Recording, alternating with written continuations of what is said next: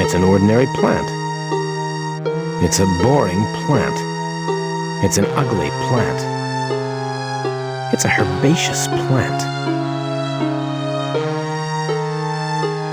Good day to you, sir.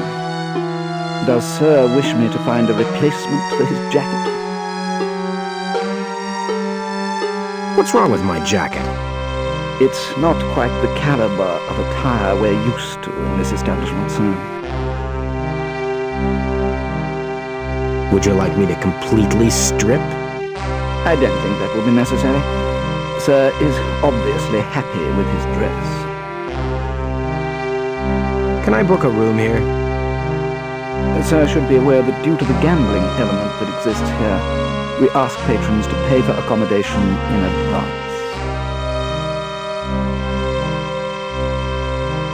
Can you accept my solemn promise as advance payment for a room? With all due respect, sir, I cannot accept the word of any man who considers leather apparel to be a necessary part of his wardrobe.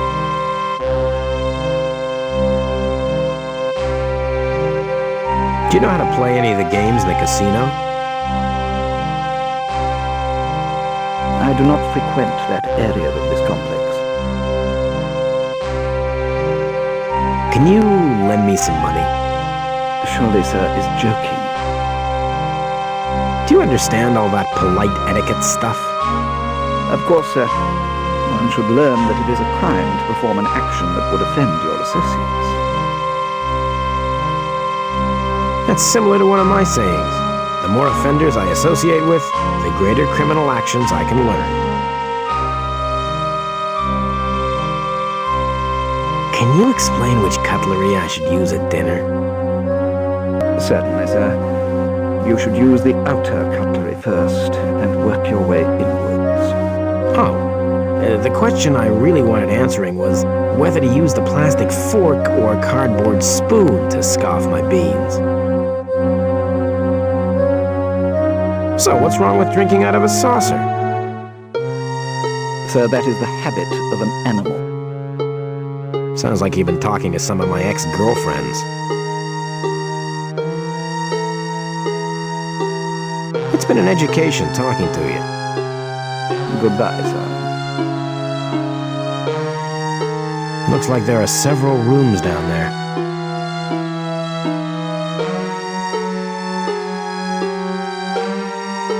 I'm awfully sorry. Only registered guests are permitted through to our suites.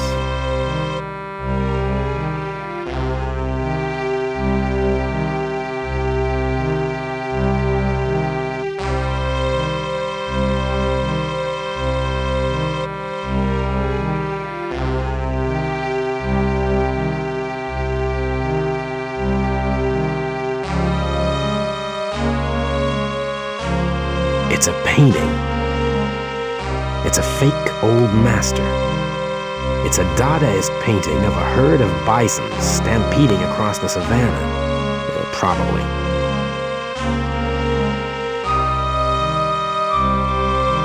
Some things aren't worth having. There's no point in doing that.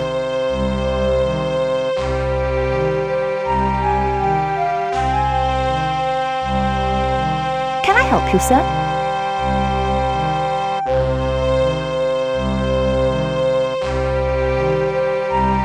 She's the receptionist.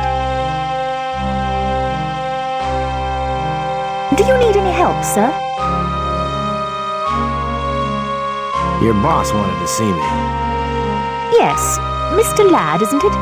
Please go on through. Do you need any help, sir? What are you doing with those papers? I'm busy sorting out these sheets alphabetically, whilst cross-referencing the indexes with the alternately titled contents pages. Of course, that's as well as filing the predated referral codes against the sequentially referenced order numbers.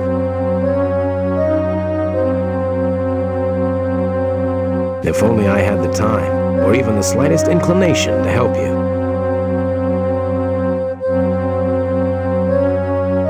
Hello there, and to whom do I have the pleasure of talking? My name is Miss Fjord, sir. Can I call you by your first name, Miss Fjord? My first name is Harasionetta. For the sake of proper office etiquette and to save your pronunciation efforts, I would prefer to use Miss Fjord, sir. And what does Miss Fjord do here? I run this office, sir. I am responsible for controlling appointments, controlling correspondence, and handling all administration. I've never been called sir so much. And what are you normally called, sir? You know, you'd be great at feeding the straight lines in a comedy act. Oh no, sir. I'm quite happy in this job. I just bet you are. You have quite an unusual name. Yes, I know, sir. My parents insist it was after some ancient Earth video star. In my experience, most parents are struck by a sudden impulse to come up with a really original name, which invariably leads to a life of misery for their poor child.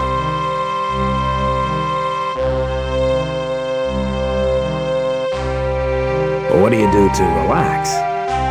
I must confess, sir, that occasionally I do let myself go a bit.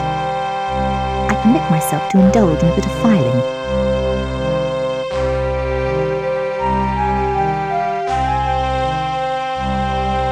Thank you, sir.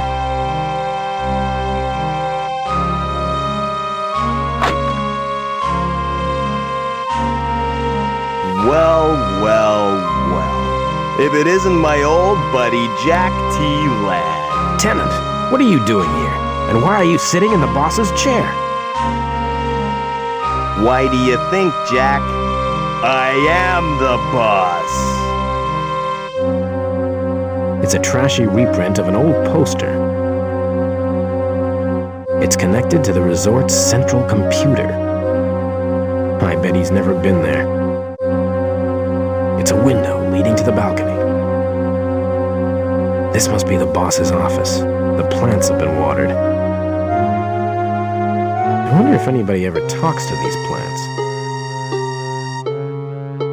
It's a luxury desk for head honchos.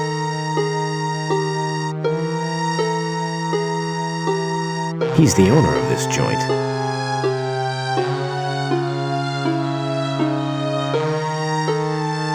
How did you get to be boss here?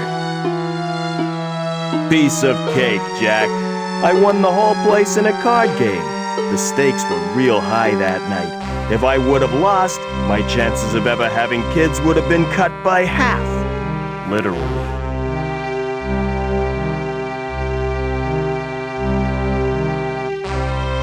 I haven't seen you in ages.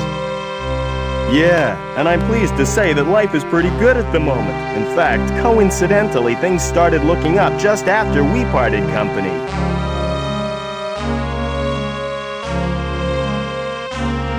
How's your love life? Definitely on the up. In fact, I think you're about to see for yourself.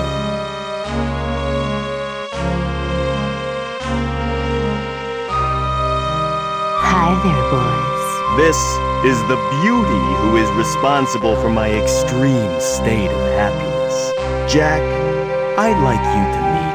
Ruthie Papow to Papow. It's been a long time, Ruthie. You two know each other? So how well do you know Ruthie? Mostly in the biblical sense. We had a thing going a while ago. It was your usual story of boy meets girl, girl meets boy, boy meets girl's Grandlord Master Father. Girl's father creates secret crystal to gain access to another dimension holding universe's tax records. Boy uses crystal to destroy Lord Master's Sky City. Girl and boy set off into sunset.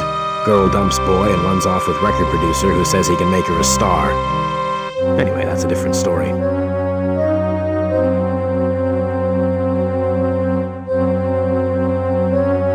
How did you know I was here?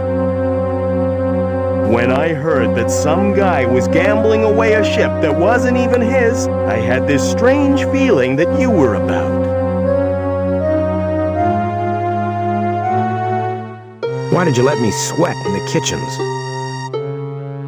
Hey, Jack, I still owed you for that time I ended up bound naked and covered in honey next to the den of hungry and randy prickly bears. Remember?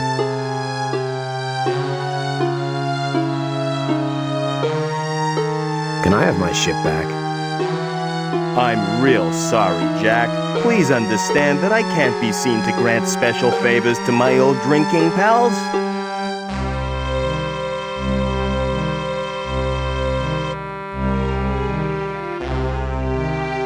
See you around, Tenant. Count on it, Jack.